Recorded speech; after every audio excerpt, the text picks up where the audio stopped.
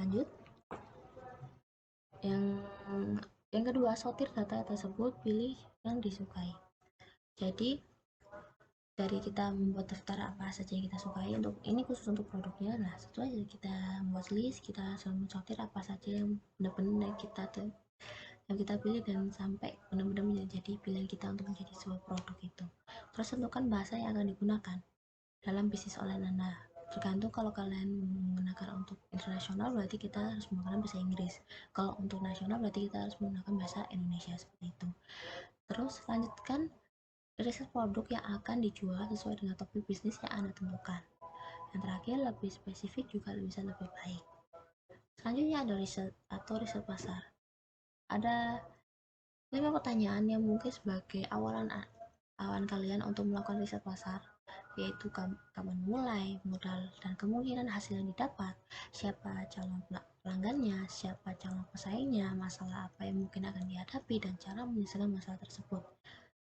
Seperti itu. Jadi setiap kita memulai suatu riset, kita harus memunculkan yaitu rumusan-rumusan masalah. Dari rumusan masalah itulah kita jawab satu persatu, dan kita lakukan penelitian untuk menjawab semua pertanyaan-pertanyaan itu. Yang ketiga yaitu kumpulkan konten. Ada sekitar 7 tahap. Ada buat konten asli, yaitu buatlah konten yang asli atau original yang menarik. Buatlah konten yang bermanfaat dan kaya akan informasi. Jadilah diri sendiri dan kreatif, jangan bertele-tele, libatkan pengguna, gunakan bahasa manusia atau tata bahasa yang baik.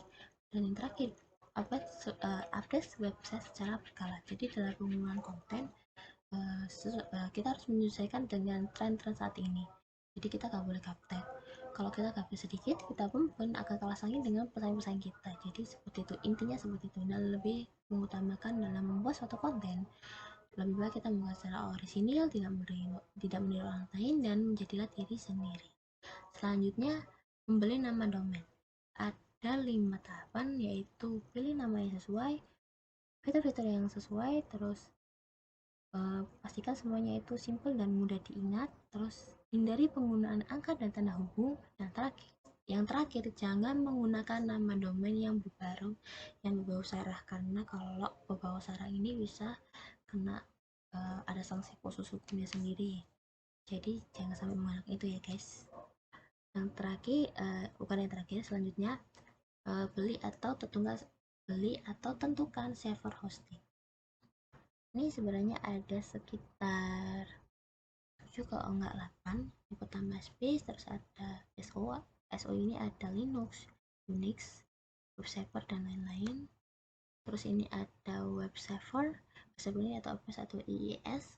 Terus engine script, ada PHP, ASP, JSP, Confusion. Terus ada database engine, ada MySQL, PostgreSQL, SQL Server, dan Orlines. Terus hosting manager ada cPanel, SPanel Classic, dan selanjutnya ada bandwidth, ada lokasi server atau memilih lokasi servernya itu bisa lokal atau luar negeri. Terus yang terakhir, jumlah domain atau subdomain.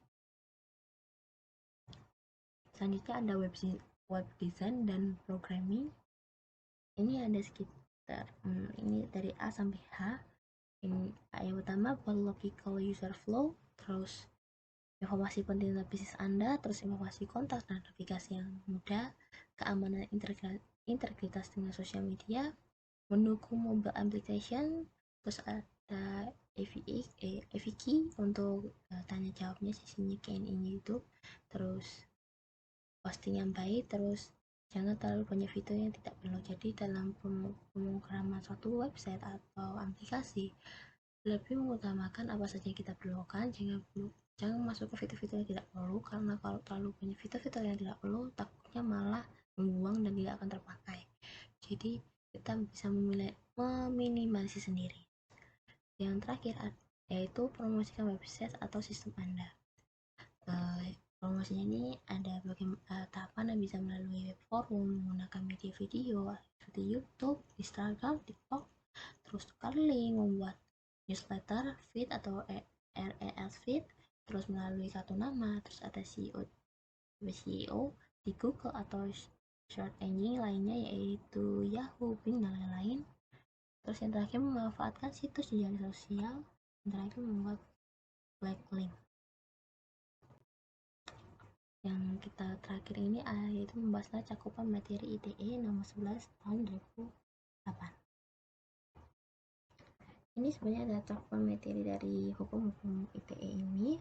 Ada mulai dari asas dan tujuan, terus nama domain haki, perlindungan hak pribadi, terus informasi dokumen, data-data elektronik, pembuatan yang dilarang, pemeran pemerintah dan peran masyarakat, penyelenggaraan sertifikasi elektronik dan sistem elektronik, penyidikan, transaksi elektronik, penyelesaian sengketa, dan ketentuan pidana. Referensi saya ini saya ambil dari dasar epistemik di era digital, keluaran dari Geraha Ilmu tahun 2020, dan itu dari saya.